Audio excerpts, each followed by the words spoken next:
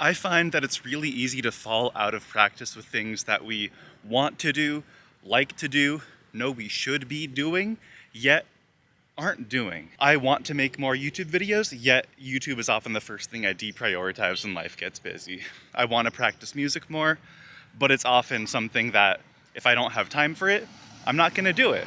That's because I'm not making time for it or not prioritizing these things.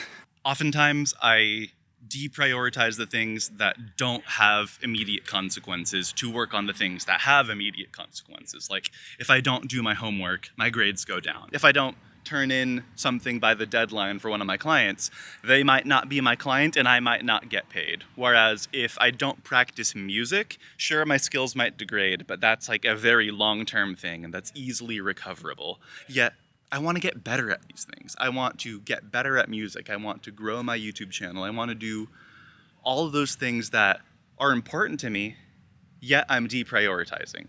And I feel really guilty about deprioritizing these things. And despite that guilt, I do keep on taking on responsibilities that technically are higher priority, like taking on more clients, doing more classes for my degree, things like that. I'm even walking to one of those things right now because I've been made the VP of Finance of my university's College of Business Alumni Association, or something like that. But nevertheless, I feel guilty for letting myself fall out of practice with so many things. Had that finance board meeting, and David, what's something that you feel like you've fallen out of practice on? Creative writing. Okay. So what's your experience with creative writing? So right now I'm trying to write a novel taking place in the medieval era. It's definitely a good way to relax and to kind of sharpen my mind a bit. That all said, the guilt that you feel from falling out of practice with something and not doing that thing does not help you get back into doing that thing at all. Oftentimes, the guilt you feel from not doing something creates extra barriers towards doing that thing in the first place. It becomes more important in your mind. Shame and guilt can really hold you back from getting back into practice with things like playing an instrument, learning a language, the things you want to do but are not doing. So how can you get back into doing those things? Why do you think you fell out of practice with creative writing? I think I just get too caught up in other stuff because when it comes to writing, you really have to relax and find that serene moment. When your schedule is constantly packed, it becomes really difficult to sit down and just focus on anything, especially being creative. Yeah, like the things that you have to do take precedence over the things you want to do, no matter how badly you want to do them, right? Exactly. When it comes to getting back into practice with things, I've found that really having a clear purpose of why you're doing it helps a lot. For example, I just drove to where I'm going to be doing a 5K race in my town, and that race is in a few weeks, and I've been training like crazy for it. I've been doing 3 runs a week. My goal time is to get under 26 minutes, and for a lot of time, fitness for me is really just A, make myself look pretty, B, make myself lose calories so that I can lose weight and look pretty. And that's not a really good long-term why, because, I really don't care that much how I look. As long as I feel healthy and can do all the things I want to do, that's what really matters to me. My why right now for my intense run training is, yes, I am trying to get healthier and lose weight, but I actually have a goal that I'm striving for that's completely independent of the nebulous, ever-shifting goalpost of looks. My goal is to have good performance on a 5K. Whatever you're doing, if you start with why, maybe you practice music for the sake of practicing music, but actually you practice music because it helps you relax. The relaxation could be your why if you're approaching music from a casual way. Maybe you're practicing Japanese because you're about to go on a trip to Japan and you want to be able to have some degree of ability with communication. That's a why.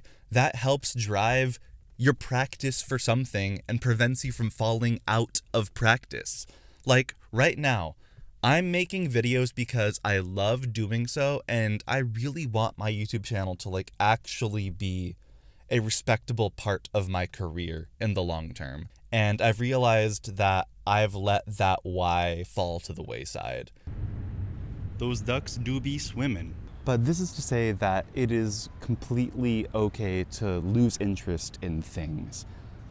We often continue doing things after we've lost our why out of some promise that we made to our past selves, but your past self doesn't exist anymore. There's only your present self, and you don't have to live up to the promises to your past self if they don't serve you anymore.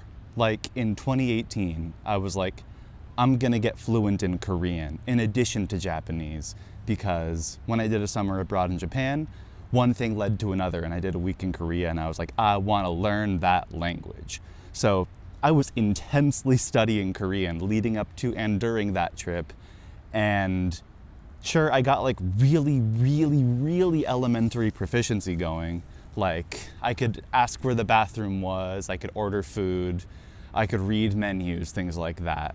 But I really just wasn't that interested in further learning. And I gave up on that promise that my 2018 self made, because my 2018 self doesn't exist anymore. There's only the present self. And yeah, I can still read Hangul, and I certainly have a better appreciation for Korea after having gone twice, but I pretty much lost interest in learning the language, and now I'm on a run. But for those things that you still are interested in doing, you only need to start with one step to get back into practice. Like, oh, there's a bug on my lens. Get away, bug. This is what I get for filming outdoors, constantly stopping and restarting because I don't want people around me to hear me vlogging. But regardless, every castle was built one brick at a time, and you can get back in practice with whatever thing you're doing, one step at a time. Like, I'm getting back into making videos by trying to do less flashy, more frequent uploads, just so then I can get back in the rhythm of it and discover what's potentially, supposedly, allegedly, the more ideal method of video production on YouTube today. The whole, like, grandpa-style vlogging. I forget who'd coined that term. And this very poorly lit vlog in nature is me doing that one step to train for a 5K. How do you think you could get back into practice with creative writing?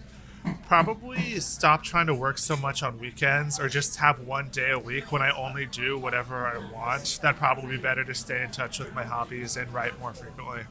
Yeah. I mean, I am definitely also guilty of this, of doing way too much work on the weekends, and then I wonder why after I've been super productive for a month, why I burn out for the next month. In your case, what's one small achievable step you can do right now?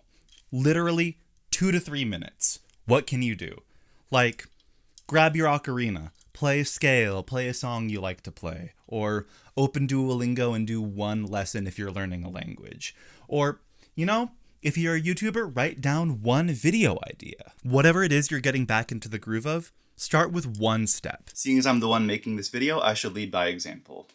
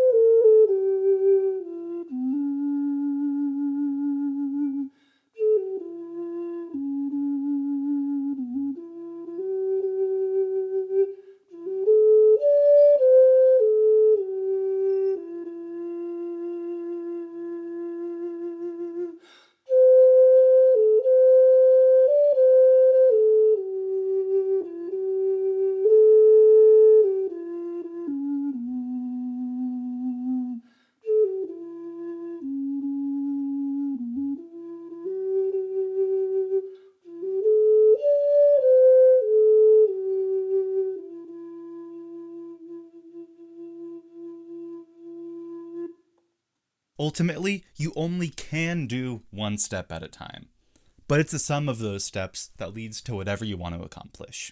So take that one step.